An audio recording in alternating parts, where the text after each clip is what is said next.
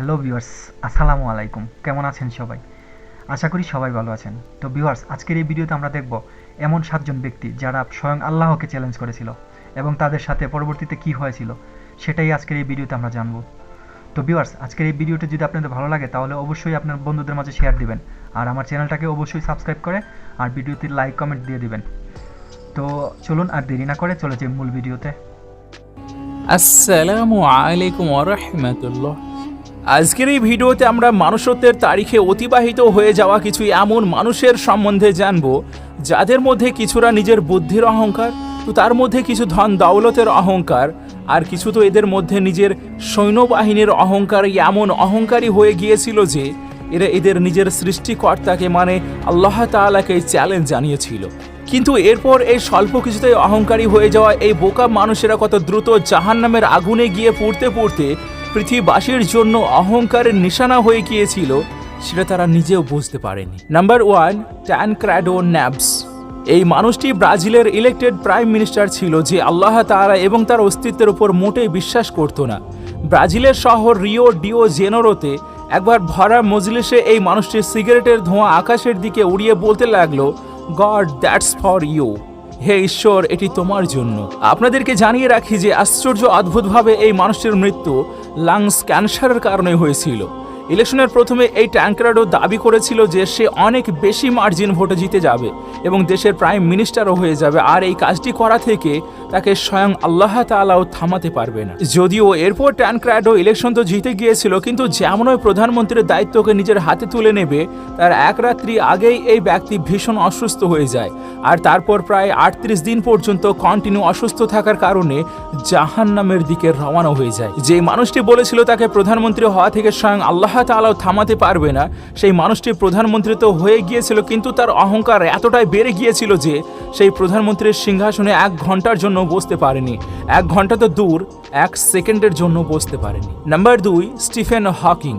আপনাদেরকে জানিয়ে রাখি যে স্টিফেন হকিং এর নাম এই পৃথিবীর সর্বশ্রেষ্ঠ জিনিয়াস এবং বৈজ্ঞানিক এবং রিসার্চারদের তালিকায় যুক্ত করা হয়, যিনি এককতা, ব্ল্যাক হোলস এবং এই বিশ্বজগতের সম্বন্ধে বিভিন্ন তথ্য দিয়েছিলেন, আরও বিভিন্ন জিনিসের উপর নিজের ধারণা উপস্থাপন করেছিলেন। যদিও এই মানুষটি অনেক বুদ্ধিমান ছিল, তবুও যখন ঈশ্বরের সম্বন্ধে তাকে জিজ্ঞেস করা হতো তো সেই সময় এর উত্তরে অনেকটা অহংকারে ভর্তি থাকতো।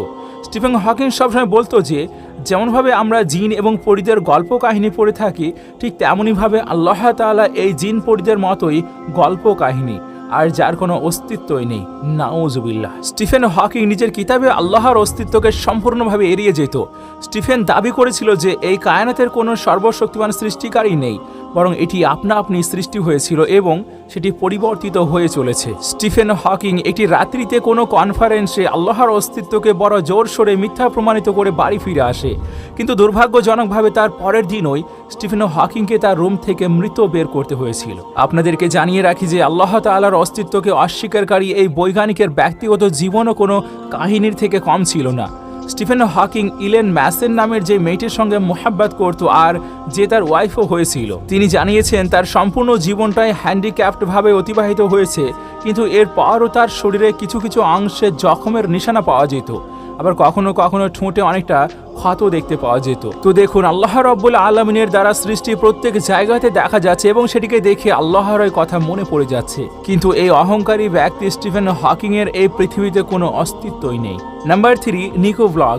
এটি ভারতেরই একজন ফেমাস ইউটিউবার যে তার দর্শকদেরকে বলার চেষ্টা করছিল যে মানুষের মৃত্যুর পর যে কবর দেওয়া হয় সেটি আযাবের কোনো জায়গা নয়, যদি মানুষ চায় তাহলে সেটিকে এক প্রকার বিলাসিতার জায়গাও বানাতে পারে। আর নিকো ব্লগ এই কথাকে প্রমাণ করার জন্য একটি কবরও তৈরি করে, আর যেই কবরের ভিতরে একজন মানুষের সারভাইভ করার জন্য সব কিছুকে রেখে দেয়, যার মধ্যে এসি, মিউজিক সিস্টেম, পাখা, আরও না জানি কত কিছু উপস্থিত ছিল। তো এই সব কিছু কমপ্লিট হয়ে যাওয়ার পর এই ছেলেটি কবরের ভিতরে 24 ঘন্টা কাটাতে চাইছিল, আর সেই জন্য নিজের বন্ধুকে দিয়ে বাইরে থেকে খাবার অর্ডার করে কবরের ভিতরে একটি পাইপের মধ্য দিয়ে নিয়ে নেয়। কিন্তু যখন সব কিছু ঠিকঠাক হয়ে যায় তার কিছু সময় পরই এই এলাকাটিতে হঠাৎ করে ভীষণ বৃষ্টিপাত এবং ঝড় চলে আসে, আর নিকো ব্লগ এবং তার বন্ধুরা কবরকে যে বিলাসিতার জায়গা মনে করছিল, তো তারাই এখন নিজে একটি আযাবের মধ্যে জড়িয়ে গিয়েছিল।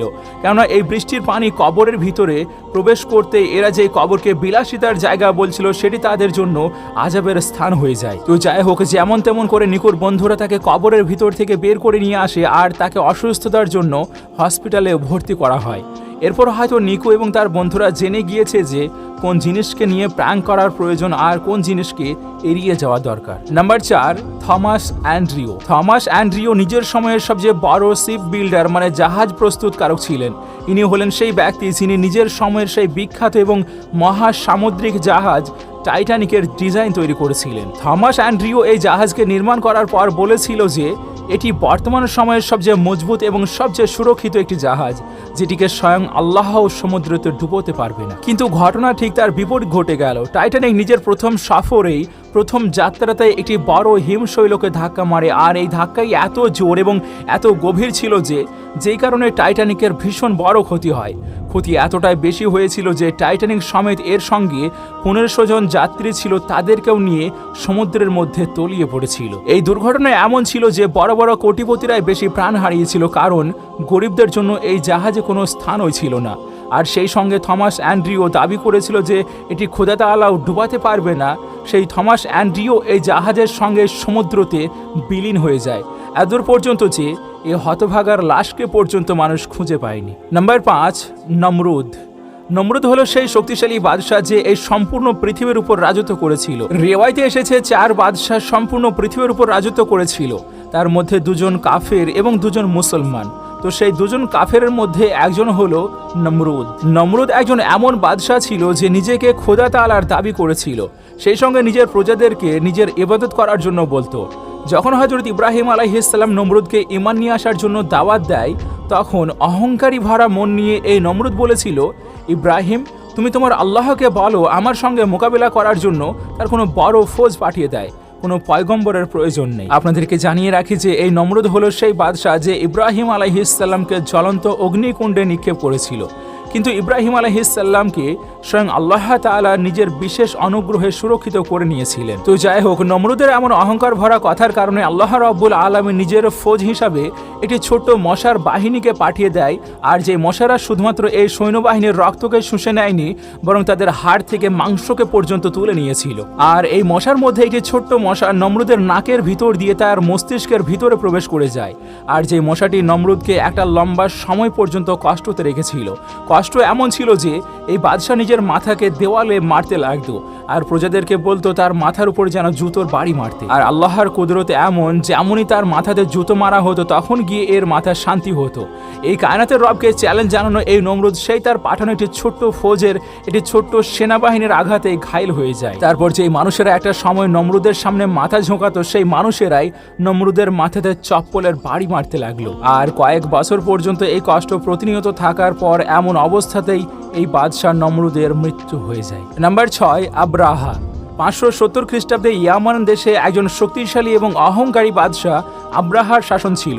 আব্রাহা মাসেহি মানে খ্রিস্ট ধর্মতে বিশ্বাসী ছিল, এমনকি ইয়ামানের শহর সানাতে একটি খুব সুন্দর ইবাদতখানাও তৈরি করিয়েছিল।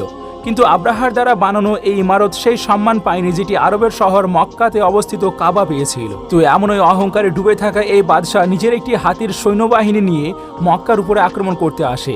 আব্রাহার এই লস্করের ঘোড়ার সঙ্গে সঙ্গে হাতিও যুক্ত ছিল, আর যা আরববাসীর জন্য এটি অজানা এবং ভয়ানক জিনিস ছিল। আপনাদেরকে জানিয়ে রাখি যে সেই সময়কার আরব বিভিন্ন কাবিলাতে বিভক্ত হয়েছিল, আর এই বিভক্তদের মধ্যে কোনো কাবিলাই এমন ছিল না যে আব্রাহার মোকাবিলা করতে পারত। তো সেই জন্য আল্লাহ রাব্বুল আলামিন নিজেই নিজের ঘরকে হেফাজত করার জন্য আসমান থেকে আবাবিলের একটি ফৌজ পাঠিয়ে দেন। এই কায়নাতে রবের কাছ থেকে পাঠানো এই পাখিদের ফৌজ আকাশ থেকে ছোট ছোট পাথর নিক্ষেপ করতে লাগলো এই আব্রাহার ফৌজের উপরে, আর যেই কারণে আব্রাহার ফৌজ সেই জমিনের মধ্যে ধূলিসাৎ হয়ে থেকে গেল। আর এই সম্পূর্ণ কাহিনীকে আল্লাহ রাব্বুল আলামিন কুরআনুল কারীমের সূরা ফিলের মধ্যেও বর্ণনা করে রেখেছেন। নাম্বার 7, ফিরাউন। আপনাদেরকে জানিয়ে রাখি যে ফিরাউন কোনো একটি নির্দিষ্ট বাদশার নাম ছিল না, বরং এটি ছিল তাদের উপাধি। মানে মিশরের সিংহাসনে যেই শাসক হতো তাকেই ফিরাউন বলা হতো। এমনিতে তো মিশরের তারিখ অহংকারী এবং জালিম ফিরাউনে ভর্তি হয়ে আছে, কিন্তু এখানে মুসা আলাইহিস সালামের সময়কার ফেরাউন রামশেষ দ্বিতীয়ই মিশরের তারিখের সবচেয়ে জালিম ফেরাউন হিসেবে পরিচিত হয়ে আছে। এই ফেরাউনও নিজেকে আল্লাহ তাআলা বলে দাবি করেছিল এবং মিশরের জনগণকে তার সামনে মাথা ঝোঁকাতেও আদেশ করেছিল। যদিও আল্লাহ রাব্বুল আলামিন হযরত মুসা আলাইহিস সালামকে এই ফেরাউনকে তার আত্ম অহংকার এবং সত্য রাস্তাতে ফিরে আসার জন্য হেদায়েত স্বরূপ পাঠিয়েছিলেন। হযরত মুসা আলাইহিস সালাম ফিরাউনকে এই রব্বে কায়নাতের উপর ঈমান নিয়ে এসে তার প্রজাদের উপর যে অত্যাচার করত সেটি থেকে বিরত থাকার আবেদন জানায়, কিন্তু এই ফেরাউন কোনো মতে শুনল না, বরং সে বনি ইসরায়েল এবং হযরত মুসা আলাইহিস সালামকে হত্যা করার উদ্দেশ্যে একটি বড় ফৌজ নিয়ে বনি ইসরায়েলের পিছু করতে লাগে। সেই জন্য আল্লাহ রাব্বুল আলামিন হযরত মুসা আলাইহিস সালামের খাতিরে বনি ইসরায়েলের জন্য সমুদ্রের মধ্যতে একটি রাস্তা তৈরি করে দেন। কিন্তু যখন এই ফেরাউন বনি ইসরায়েলের উপর আক্রমণ করতে করতে নিজের ফৌজ নিয়ে এই সমুদ্রের মধ্যবর্তী রাস্তা দিয়ে যেতে লাগলো, তখন আল্লাহ রাব্বুল আলামিন ফেরাউন এবং তার ফৌজকে এই সমুদ্রের পানিতেই ডুবিয়ে মেরে ফেলেছিলেন। যদিও ফেরাউন সেই 1000 বছর আগে জাহান্নামের ইন্ধনে পরিণত হয়েছে, কিন্তু আল্লাহ রাব্বুল আলামিনের কুদরতি এমন যে আজও তার লাশ যারা ঈশ্বরে বিশ্বাসী এবং যারা অবিশ্বাসী সবার জন্য একটি শিক্ষণীয় ঘটনা হিসাবে উপস্থিত হয়ে রয়েছে। আমরা আশা রাখছি এই ভিডিও থেকে আপনি অনেকটাই শিক্ষা গ্রহণ করতে পেরেছেন, আর যদি এমনটাই হয়ে থাকে তাহলে ভিডিওটিকে লাইক করে আপনার ফ্যামিলি এবং প্রিয়জনের মাঝে অবশ্যই শেয়ার করবেন। তো বন্ধুরা, যারা এতক্ষণ ধরে ভিডিওটা দেখেছেন তাদেরকে জানাই অসংখ্য অসংখ্য ধন্যবাদ। তো আশা করি ভিডিওটা ভালো লেগেছে, আর ভালো লাগলে অবশ্যই বন্ধুদের কাছে শেয়ার দিবেন, আর ভিডিওতে লাইক কমেন্ট করে জানিয়ে দিবেন কেমন লেগেছে আপনাদের ভিডিওটা। তো সবাই ভালো থাকবেন, আবার দেখা হবে নতুন কোনো ভিডিওতে। সেই পর্যন্ত সবাই ভালো থাকবেন। আল্লাহ হাফেজ।